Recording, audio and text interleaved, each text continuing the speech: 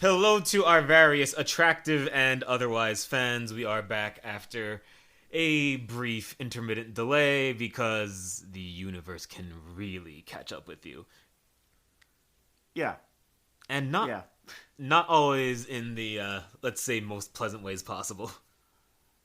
No, I don't really have a clever way of talking about this, I guess. That's okay. We can do a straight attack. I think I've given us enough protective layers of irony for 20 years. Probably.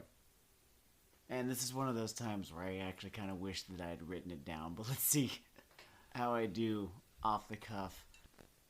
I think for the last year, for, a number of people, what we are facing, what we are going through has been a horrifying inconvenience. Sometimes a terrifying one as well. And many of us have been lucky enough not to experience the true horror. And, more than just the inconvenience of all of this, of the world kind of being turned upside down for this long in such a way that you almost got used to it being upside down. I found myself surprised, let's say, at how different it all felt when I lost someone to COVID. No one's getting names this episode. Just people can find my name if they want. I mean, I say it every week, and they'd be able to probably, given that I'm talking about this, they would probably be able to. But out of respect for the privacy of their family and friends, etc., etc., I'm gonna keep this one anonymous. One of my friends and colleagues passed away last week of COVID, and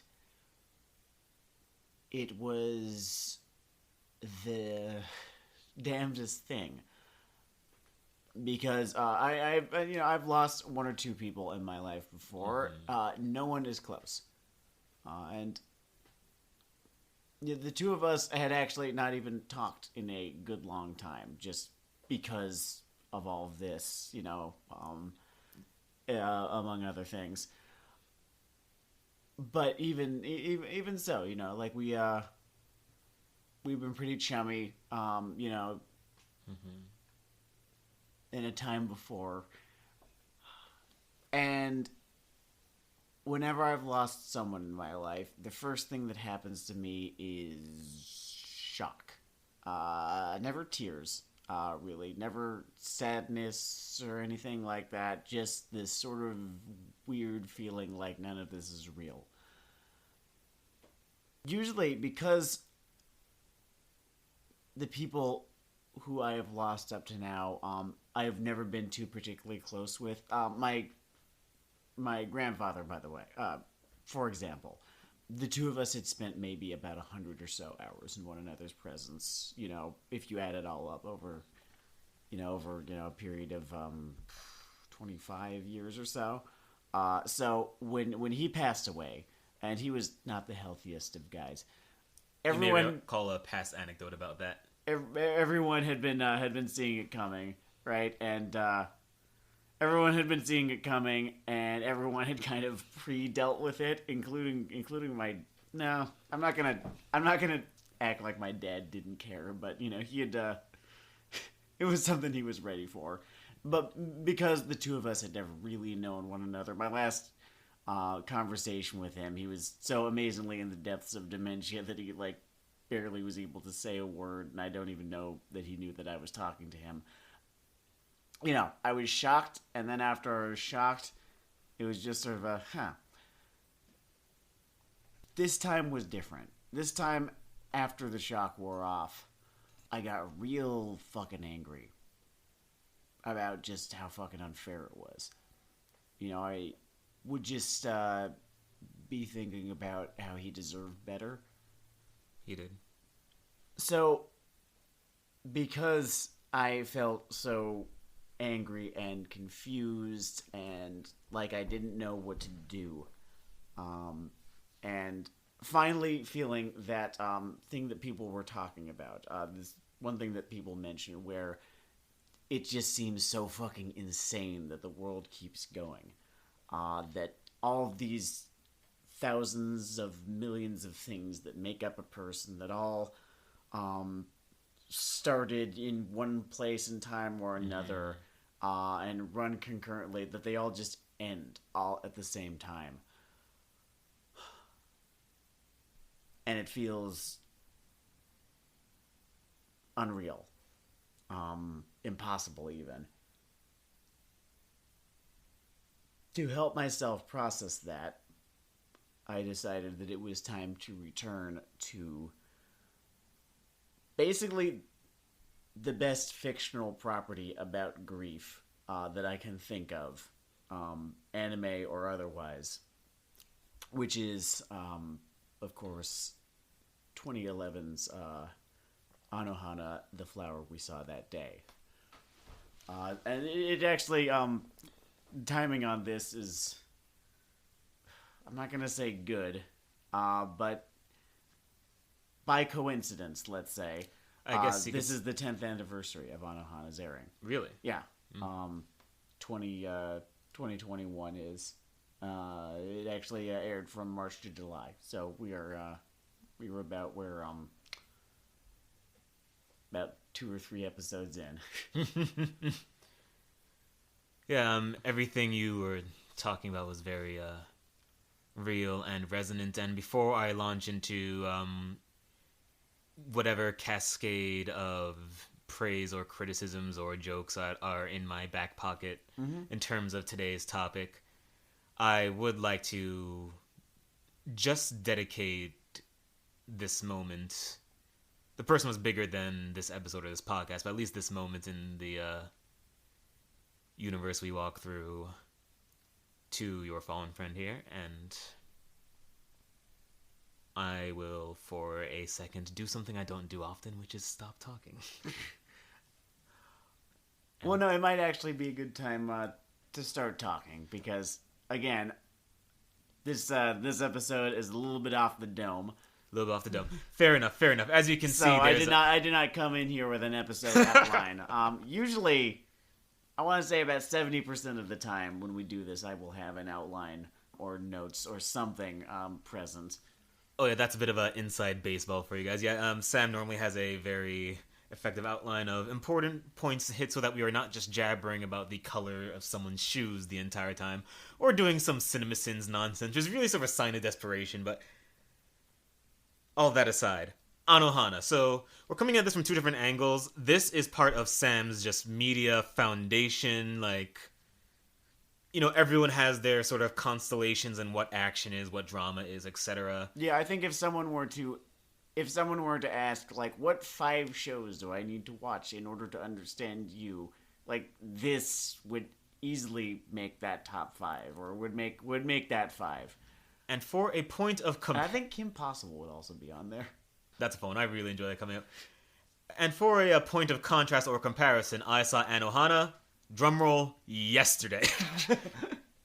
So you finished it. I finished it yesterday, yeah. So what's interesting about coming to this is sometimes you can tell a little bit about something's sort of footprint in the media landscape by its detractors and their quality. Where I'm going with this is there was a post upon the insane hell pit of Twitter where one of the trash taste guys said, like, send us your worst takes and we'll react to them.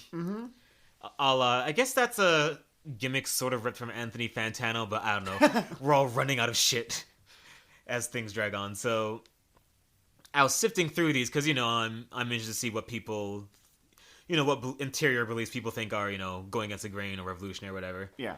And one guy's thing was, and this was before we had finished Anohana actually, was, I think that Anohana is a melodramatic, over-the-top, problematic piece of overhyped trash.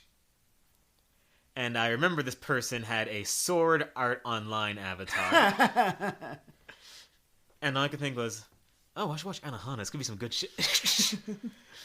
So this is me coming into Anohana is my point here, and it lived up. It's very weird. I never actually caught much of the evidently extant hype or appreciation for this show. It's like got a whole bunch of underground appreciation. It's a lot of you know how like your average moviegoer is not really going to know who like Peter Bogdanovich is, but the second you graduate from moviegoer to movie enthusiast, you start to know these things.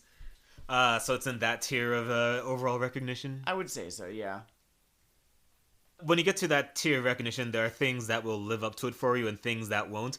And despite how much I slow rolled that, I actually did like this one.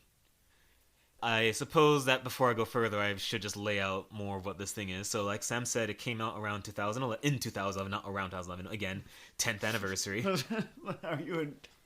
It's like you're in court and you're trying to be vague. Yeah. It was an A1 production, and as I said, it is a drama predominantly concerned with grieving, only it takes an interesting tack. It's fun fact, A1 was... later did Erased, and Erased is how I learned about the word cuck. That was the first time I heard it used. Like I knew what cuckold meant, but I had never heard it shortened. Never heard the the pistol whipping version of the word. The 4-letter salute, as one might say. So yeah, it's about grieving, but it takes an interesting tack in that it is a ghost story that sort of just runs on the presumption that the viewer just sort of has a baseline understanding of how the average poltergeist works. Yeah, it doesn't really have any interest in explaining the mechanics of ghosts to you, or even the mechanics of how ghosts in this work, because that's not really what it's there for. It is not a fantasy story. It's not even really a supernatural story. It has, not elements. In the sense one would typically deploy the word, at least. I could make an argument this is more of a not BSE, but this is more of a sort of relevant English class thing, that maybe it just shows that there are smarter ways to deploy supernatural structures than we usually do. Oh, yeah, yeah. Like, I would say that this is probably just a supernatural story with smart, good preoccupations instead of the usual. Yes, there's, throughout this, because this is where your head goes, when you watch media, you have this idea that after the second episode or so, oh god, this shit, the ghost girl was going to start giving the hero missions to fight other ghosts. I've detected another soldier of the Demon King. Hindsight being 2020, I think there's a reason I also had that specific vision of a way this could get shittier, which is in terms of weird timing. By the way, you can tell by context the person who died is a young girl. It's about 5 years later we pick up with the characters. 5 years, yeah. I think the way that I understand it is that premise wise, or premise too. We should probably cover that, right? We'll get there, but let me just get this point. Sure, yeah. So yeah, this young girl dies in this TV show. Very tragic. I had read, because I still have from my fucking review blitzes, and I just keep up the scene, like the Shonen Jump subscription. Mm-hmm. So I just read all of that stuff, mostly not great, that they put out each week. Mm-hmm. And Jujutsu Kaisen had sort of a 10-issue prequel kind of thing, where the concept was... I'm not accusing them of ripping it off. I'm saying they took the same premise, went somewhere way dumber with it. But... a young girl dies with this new protagonist of this prequel series, and she becomes this young boy's punch ghost and helps him solve edgy crimes. And I'm just like, what the fuck is wrong with you? Is this... What's it like having the emotional depth of a fucking urinal? Let her rest! Jesus Christ. What the fuck is wrong? So yeah, it was really funny to read that, and I just sort of like flicking Jujutsu Kaisen in the forward every now and then because of whatever countercultural impulse I have. Or given its aesthetic, I guess countercultural, whatever. I'm a double hipster. The point, going into the premise here. Mm-hmm. The show has a great thing in that I think when I watch most things that are about some kind of tragedy or grieving, I have a tendency to zone out a little bit because the sort of limit of mortal writing is that I think unless you have a pretty strong metacognition, your take on grieving will be somewhat singular, one note, if you will. Mm-hmm. And what I actually really liked about this is that it essentially refracts itself through sort of 5 approaches. Okay, 7, 8, but whatever. A lot. A bunch of approaches to grief filtered through different personality types. That's what I fucking love about this. Yeah. Is and I would actually wanted to get to that very point. Is that Anohana is this show that recognizes that grief is different in every person, and sort of how one responds to tragedy is never going to be the same from one person to another, and that that can do things to people's relationships with one another when they are both grieving over the same thing, over the same person.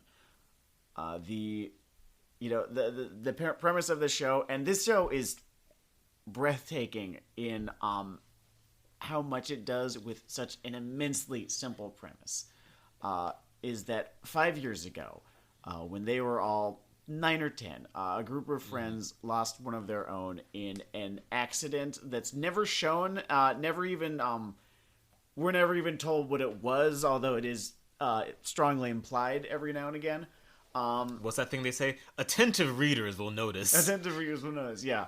And then 5 years later, all of them have drifted apart and kind of... none of them are exaggeratedly, what would I call it? Exaggeratedly worse off, I guess. Not worse off is not the word. None of them are exaggeratedly fucked up, I suppose. It does not... I always talk about walking over the line or falling off the tree or tumbling off the balance beam. And I think it's particularly apt in this show. Mostly because I can really easily imagine a worse version of, say, the character who... Okay, spoiler town here. Like, the character who ends up picking up the mouth cross-dressing thing. Yeah. Or the character who sort of becomes a... He's been a shut-in for about 3 months. This is one of those shows I can very easily imagine a shittier version of.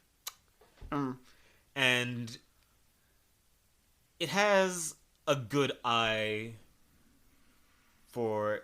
It has a good eye for its characters, though, and... Oh, wait, we forgot to mention the very important part. Yo. Which is that 5 years after her death, the girl, the member of this friend group who died, comes back all of a sudden as a ghost. Doesn't actually even remember, anything that happened up to them, or know exactly why she's there, other than probably to finish some unfinished business, as ghosts need to do.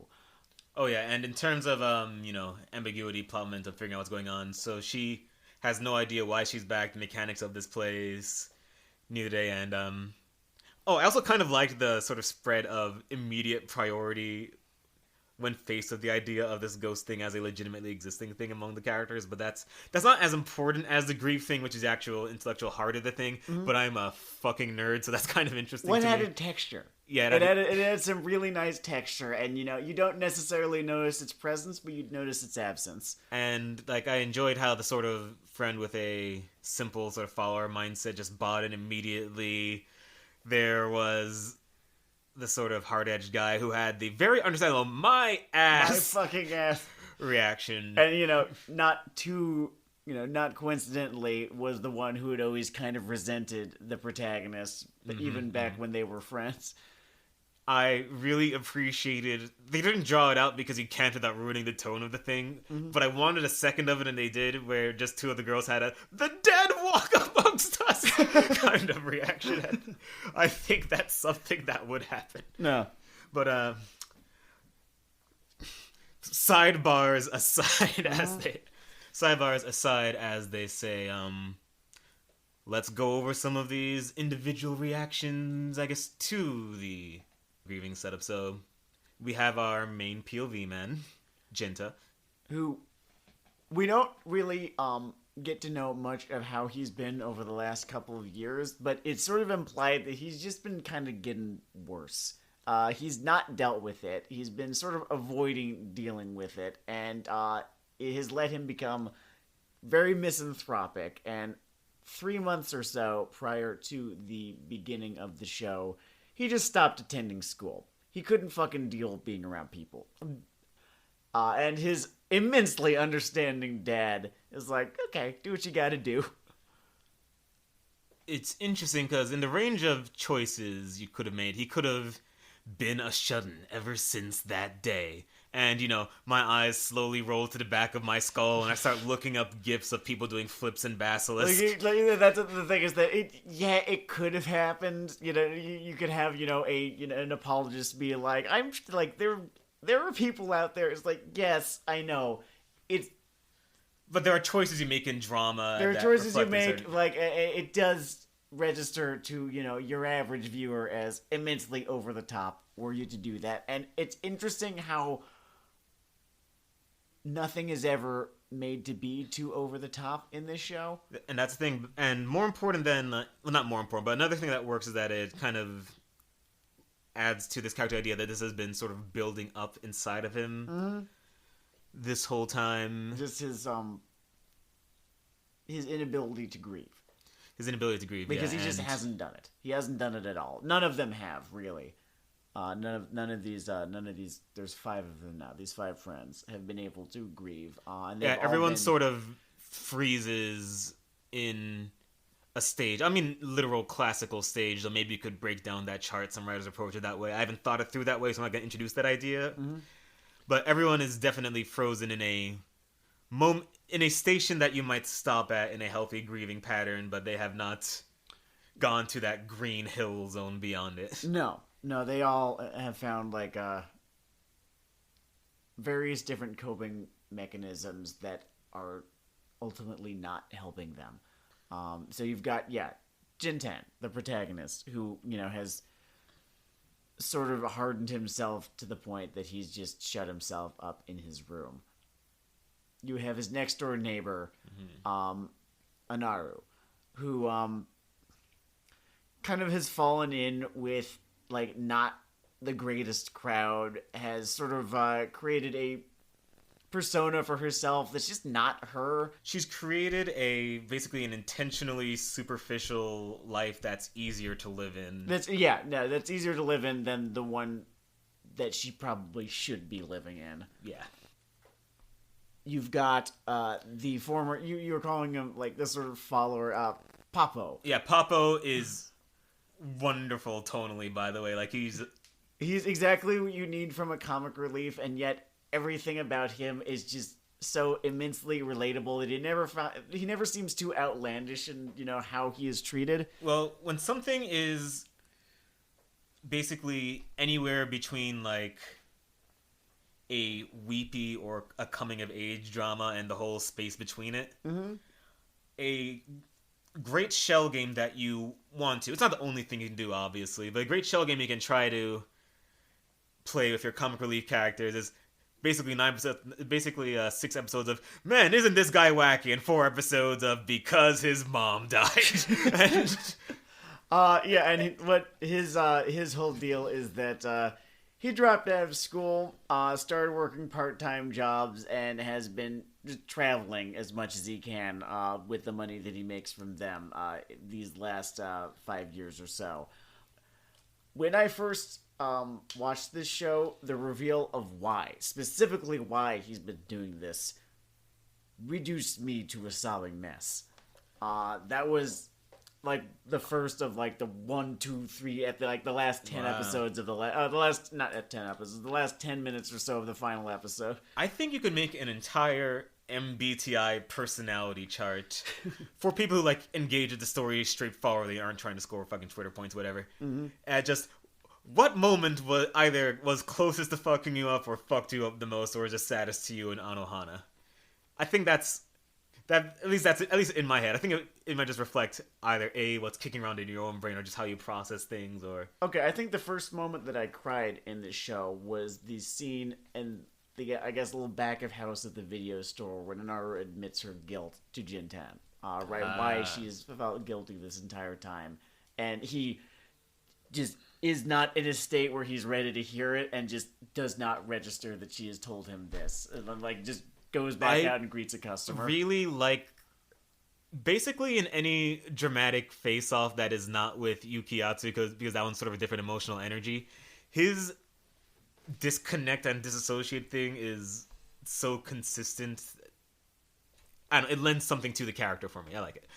I guess another brief sidebar here for me, and it's a small scene. This, and I guess it's because maybe when things are intentionally hitting a dramatic peak, I always have my cool guy arms crossed. But there was just this quiet scene where the dad was talking to his dead wife photo in a sort of upbeat way, like giving her his little updates on what's going on for the day.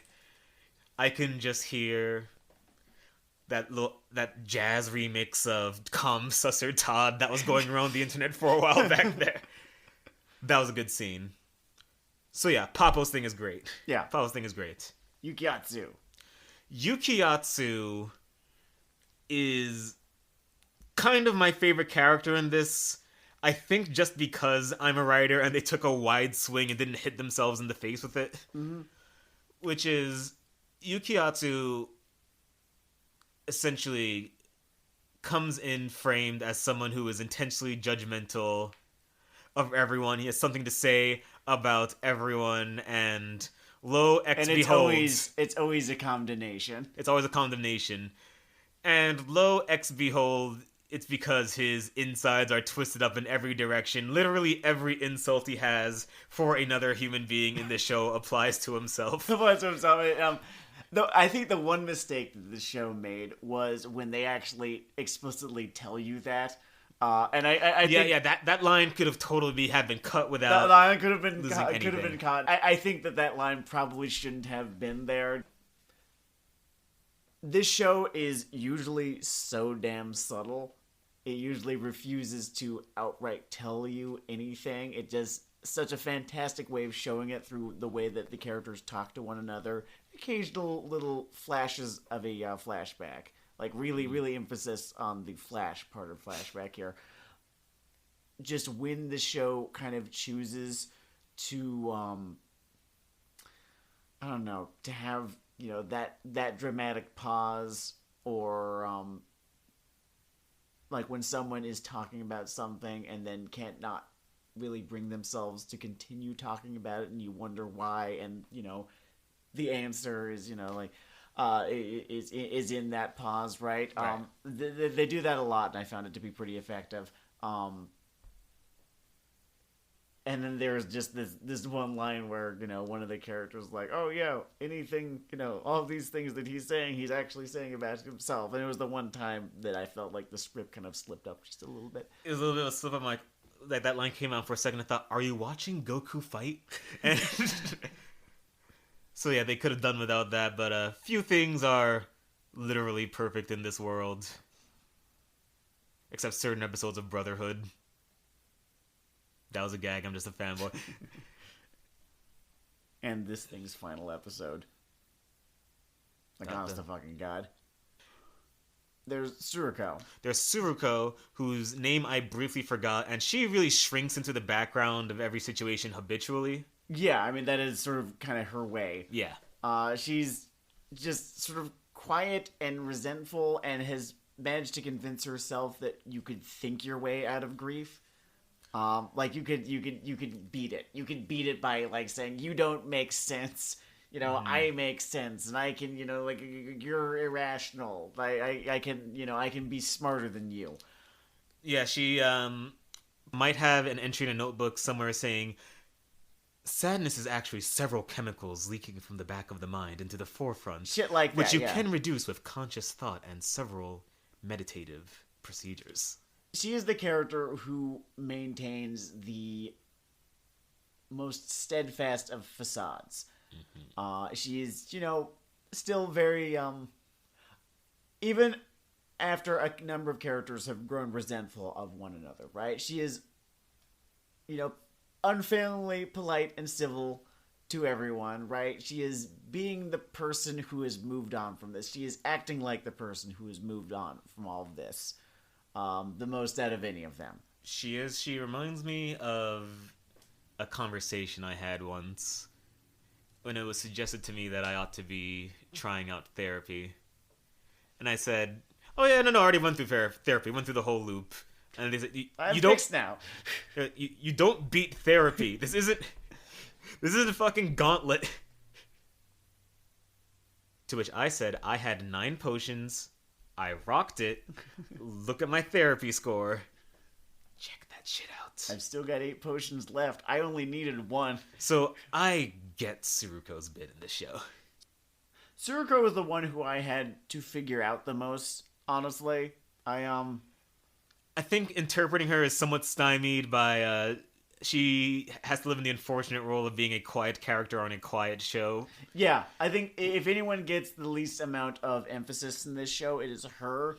One might call her a wiki character, someone you might understand more upon your fucking AV Club rereads of the program than while actually watching. It's almost by design that she feels so adjunct. Fair enough. I think one of this show's strongest, one of the strongest aspects of this show, insofar as its attitude, is that it really, really refuses to condemn any character, any one character. It does not seek to judge them at all, and who they are and what they're going through and how they are dealing with this, even as they are occasionally kind of awful to one another. It does do what a lot of good interpersonal dramas do, which is realize it doesn't really need a hard moral opposition to lob tomatoes at. Mm-hmm.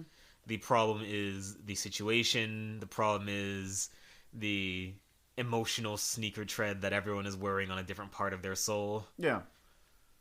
And it does a good job of giving everyone that it focuses on their strong points and their emotional lows. We never talked about Minma. We never really did talk about Minma. We didn't talk about Minma. She is the ghost. She is the one who died 5 years ago.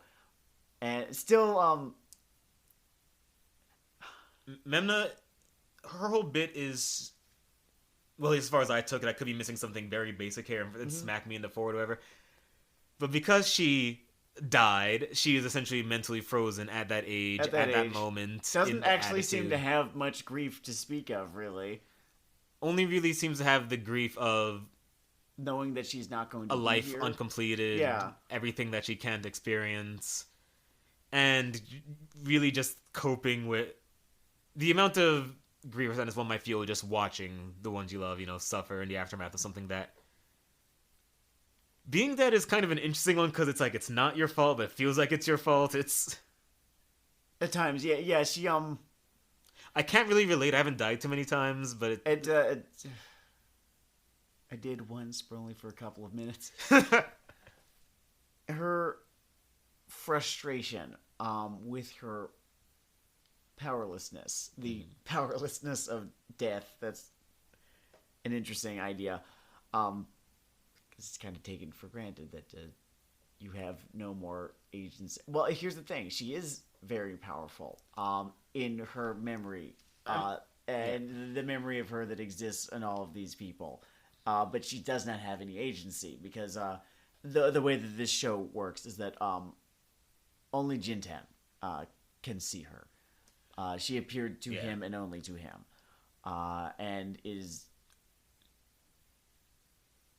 And because he is so fucking emotionally unavailable, she doesn't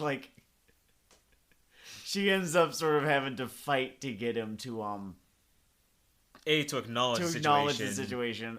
Even though she does not have that clear picture of what needs to be done herself. Yeah. And then to try to get him to move on as she sort of comes to her character arc is realizing why she's here. And realizing what she wants out of all of this. what she was sent here to do. As they dearly departed, she receives a little less of the I don't know what the technical term would be, but like core flaw treatment than some of the others. But she is given basically the idea that her eye is never really on herself to the degree that it causes additional problems. Yes. She's kind of martyr complex. Martyr complex. She's I guess selfless to a fault. Yeah. So yeah, I would just end up repeating what you were talking about. She ends up being this interesting little vertex. She both was and is. Was when she was alive and is even more now that she is dead. This fascinating vertex in their friend group, around which all sorts of fucking drama was happening. Because, kids have crushes on one another. Have crushes on one another. You can create a whole drama diagram, and if any vertex of that diagram bites it, it's gonna leave a mark. Something I really enjoyed in this show. Mm-hmm. Sort of a different point, but I just wanted to run across it because I've seen my share of one-person bit style little dramas in my time, and this thing does a way better job of tonal variety than a lot of things in, I guess it's genre or emotional wavelength, or let's just say media with its goals. Yeah. Do like it's, and I think that serves it well because having these moments that are lighter or more human focused, or at least just some variety. I don't know, when you make a thing about loss, I think you do benefit from, without diving all the way into the flashback hole, giving us an idea of what light in life you do lose when this person is gone, and a part of that is that you might have to have some scenes that aren't fucking miserable. Yeah, the show never becomes self-serious. Yeah. Or I guess, what's the word for maudlin? Maudlin, melodramatic. Wankfest in the contemporary parlance. No, it never gets to such a point where it's just like, I don't know. You ever seen The Crow? Read The Crow. Never actually saw The Crow. Only read it. I like the comic book a little bit better. I think a lot of people think that the movie was better than the comic book. I don't know. I'll have to revisit that. I think the movie ended up being like a little bit too. They made it like a Hollywood story. I think that whenever you make something about revenge and then it hits Hollywood, any subtler thoughts you might have had will go to the wayside. Like, total tangent to Anohana, but just while we're here, you can read. The best breakdown of this was okay, so it's 2 degrees off because I was reading a funny 1-900 hot dog article about it. That's Sean Baby and crew, and then that linked to a serious article about this. So this is my original thought, but basically the Death Wish films are adapted from the Death Wish novel, and that novel does not have a positive view of hardcore vigilante justice at all. The novel triple underlines that this guy is a psychopath with intense overtones of like race warriorness, and the whole book ends with him basically getting himself gunned down, going after random kids. And there is none of that in the... Is it 3-4 Death Wish movies they made? There was a lot of them, and then they made one with Bruce Willis, and it fucking blew. And my point here is that whatever your nuanced or lack thereof thoughts are on revenge in your media property, as soon as it hits a California camera, it's going to be about how sweet and awesome road hauling people is.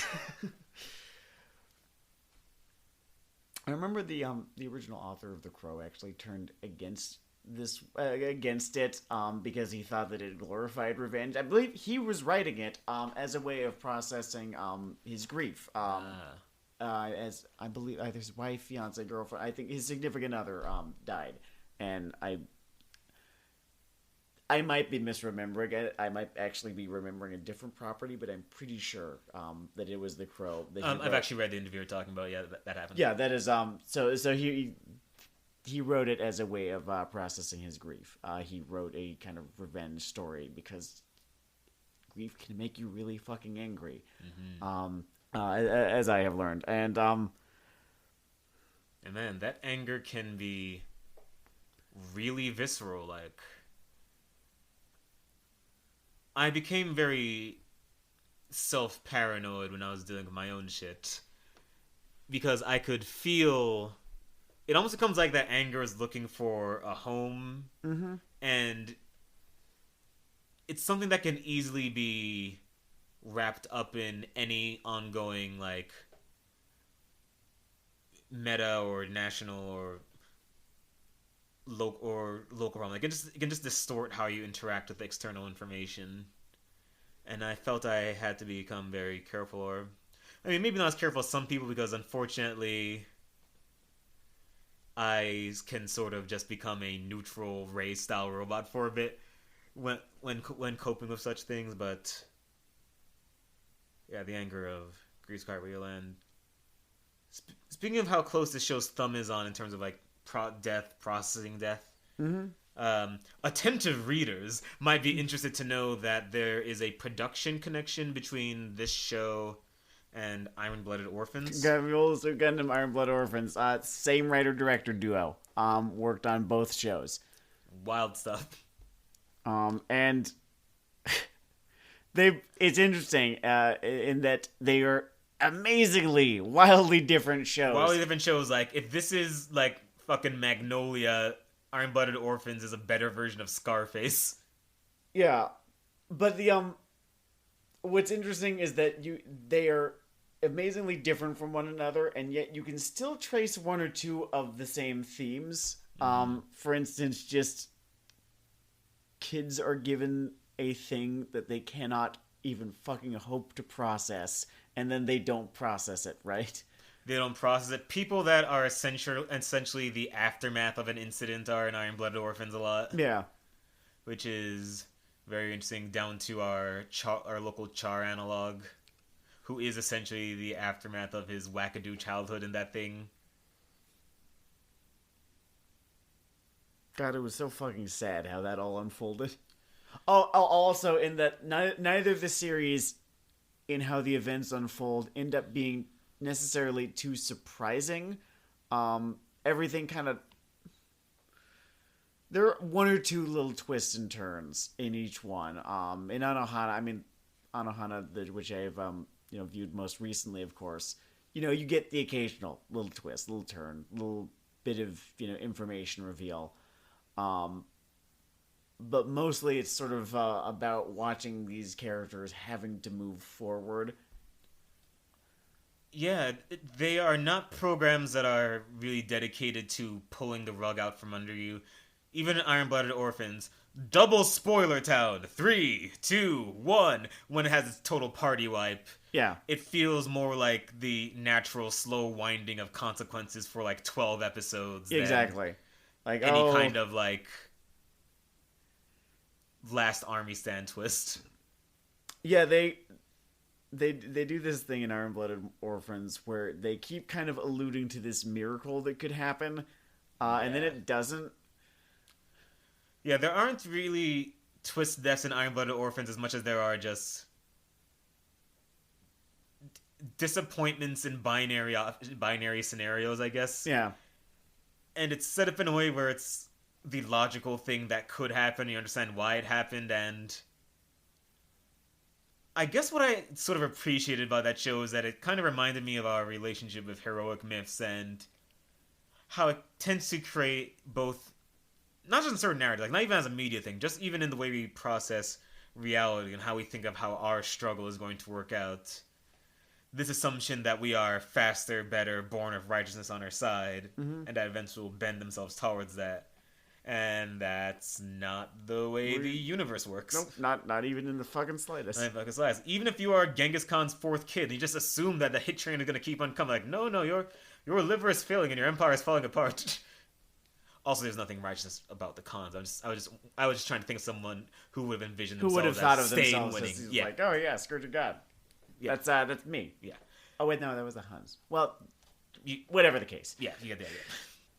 So I appreciate that about Iron-Blooded Orphans, but going back to Anohana Land, it's also a place where again, nothing is really crazy about the things people have done or their reactions to it. The closest it gets to like a traditional, I don't know, dramatic hyper twist is when Yukiyatsu had been doing some like background cross-dressing stuff in his own time. Mm-hmm. But as a revelation, it's not something that like unmoors what could happen going forward or what goes on ahead. It just shows what he's been dealing with in his own time. Yeah.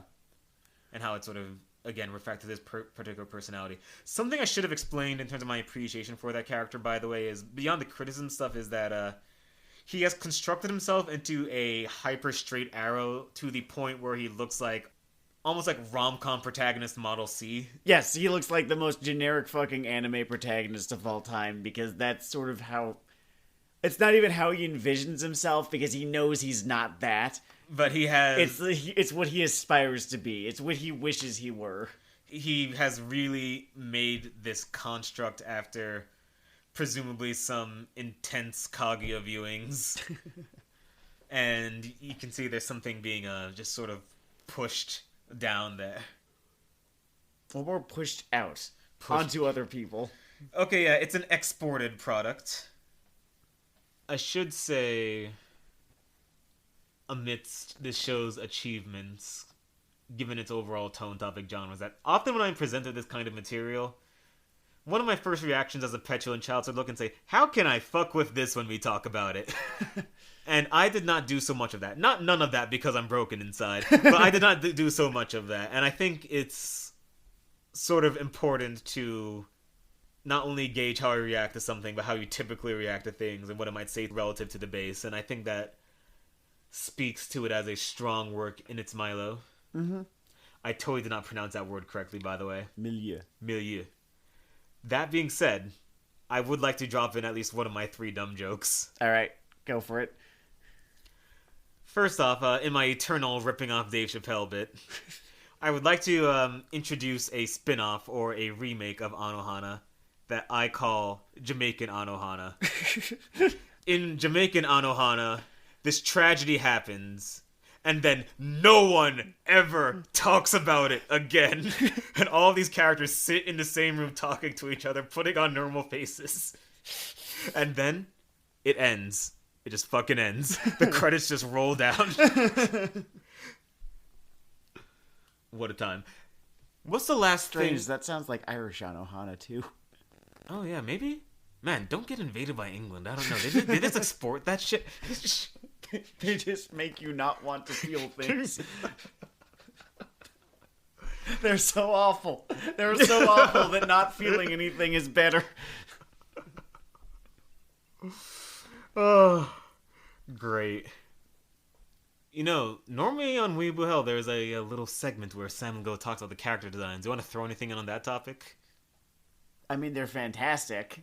Honestly, they're so good that you don't even notice how good they are, because you're really just more focused on the character drama, right? But I sort of like the all right. So we'll kind of start from the top here. Gen 10, right? As this kind of shonen protagonist who's stopped giving a shit about how he looks. So like he hasn't had a haircut in for fucking ever. Yeah, he He'll has. just like wear like whatever fucking t-shirt that day. It's implied that he does not shower every day of the week. Although apparently not everyone does. I know I feel real fucking greasy after more than like 18 hours awake. Or 18 hours without a shower. You can really tell how close to a temperate zone people live based on their answer to that and their relative cleanliness. But that aside, yeah, he does have this light grunginess to him that sort of underlines the disaffectitude. The disaffectitude, yeah. You've got Menma, right? Who, of course, you know, being a ghost, is dressed all in white. And it's almost winking at that because it's the same thing that she was wearing when she died. It has a thing that the first nanosecond I saw her, I was like, what are you doing? But she looks like a 16-year-old wearing a 12-year-old's outfit. Yeah. And, And it's like, oh. Oh, man, I was gonna dunk. I fun little anecdote. I was showing this to another friend last year, and when basically the first scene plays out, and we were watching it, and she was like, "Okay, this is interesting. I'm wondering what this is about." And then like the first 5 seconds of the OP happen, and she's like, "Oh no." When like they're all lined up, and then they age up, except one of them's gone now. Oh, also, this show has one of the best OPs of all time. It's fucking perfect. It's got a lot of fun small cues. It's framed well. I always feel like I'm a little less equipped to talk about these OPs, but it has. If I were to be very specific, it opens with the child group shot, and then as Sam says, it cuts to one of them being gone, and none of them are making eye contact with each other anymore. They are looking specifically they're all looking away from each other. Would be a better way to put it. So the character designs. Yukiatsu, right? We were going into his character design. He looks like generic anime guy because that's who he wishes he was. Poppo is so much less free than he thinks he is. Mm-hmm. So again, he dresses a little bit more like how he aspires to be. He dresses down all the time. He's always wearing Hawaiian shirts because like he's got to be on vacation. He's got to be on vacation so he can be seeing anything other than what's in his head at every hour of the day. Poppo makes both the only literal physical effort to run away from his problems and is also Spoiler Town 3000 put himself to live at the site of the accident, in which is just an action that just leads to a therapist just chucking their notes out the window saying, "You threw it all away! all this work, and you threw it away." Because, as it turns out, Poppo witnessed Menma's death, and the image has been so seared into his brain that literally everything he has been doing up to now has been trying to get it to go away for 10 fucking seconds, but it won't. Yeah. Really just ask the question, what is the event that forces you to start trying to act like the Fonz? Yeah. God, it's such a fucking perfect moment when, like, we get that reveal. To borrow a Moxleyism, it's such good shit. It's such good shit.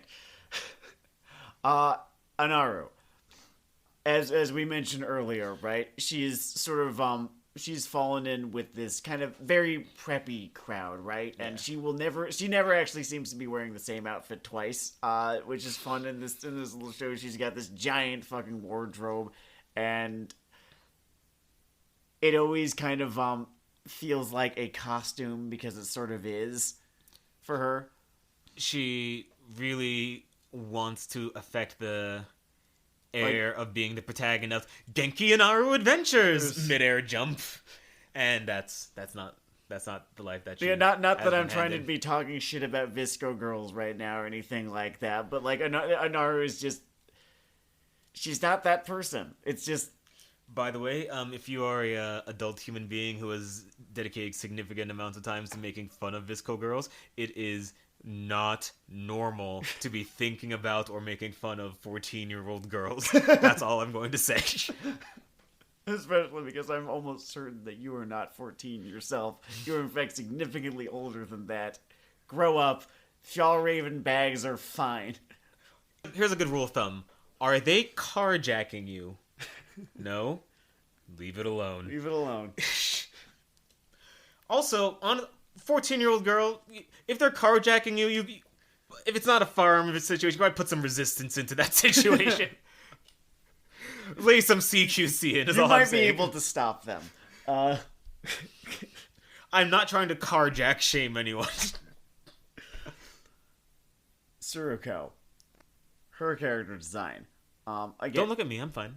Very restrained, like she is. She's fine. She's over this. She's dealt with this. Look, she's an adult now. She's basically an adult now. It's like, I'm basically an adult now. I'm dressed like your mom. Don't worry about it. Like, and, oh man, you've been having such a hard time dealing with this. You're so mature. It's fine. It's fine. Like, I am mature enough not to be immature about how immature you're being right now. But basically, but anytime you want to stop, anytime you want to stop. Stop it! I'm making her sound bitchier than she actually is. It's funny to play it up because the show dials it down. The show does dial it down quite a bit. That is basically one of the autopilots for humor, is to just make a quiet thing loud. It's weird that this show gets Take that freebie, kids. It's weird that any like of the few detractors that this show have accuse it of being melodramatic, because it's just super fucking not. It's like all these tiny little moments that I mean, you know what the black internet ritual is. You draw the pentagram on your hand, stand atop the mountain, raise it to the sky, and yell, good things are bad, bad things are good, and a bolt of black retweets goes into your arm. and it creates the Snyder Cut. And it creates the fucking Snyder Cut. I don't know if we've done an episode since the Snyder Cut. I think we did one. I just know there was that one Paul Feige fucking tweet saying, you know, there's 4 hours of Ghostbusters I'd like to share with the world. No one even wanted to see the first hour and a half. And I'm just wondering what has been unleashed. God damn it.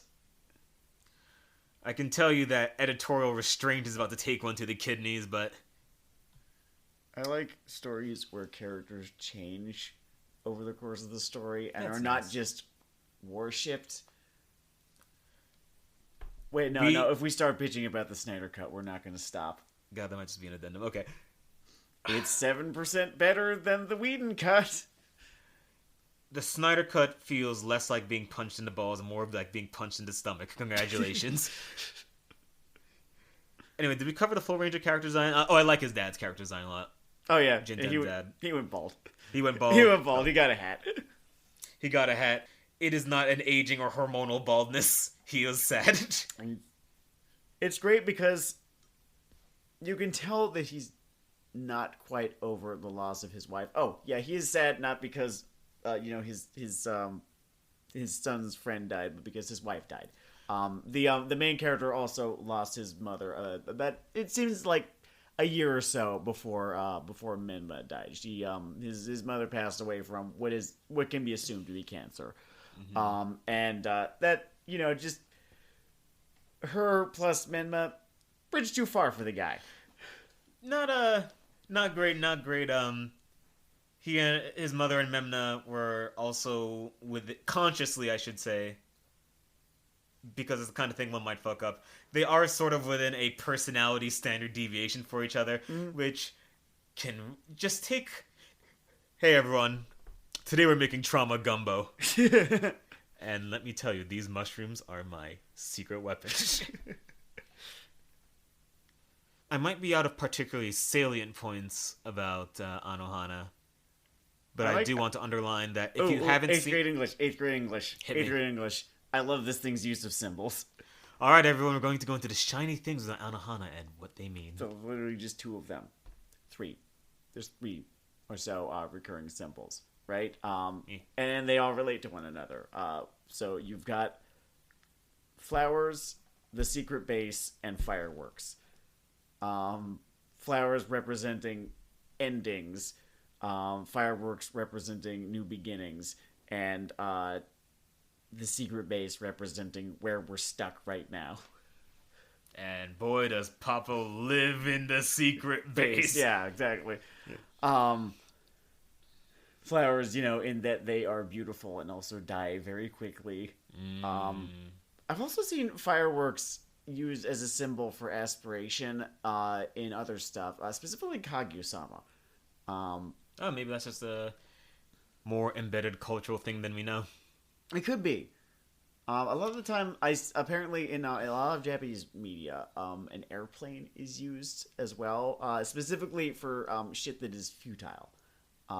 Because, it's an airplane flies by and it is a dream that is very much out of reach, right? Oh, okay, Yeah. Okay. Only seems to exist in Japanese media. Never seen it used here. That's interesting. Except in Kato Shoujo. Technically counts as here.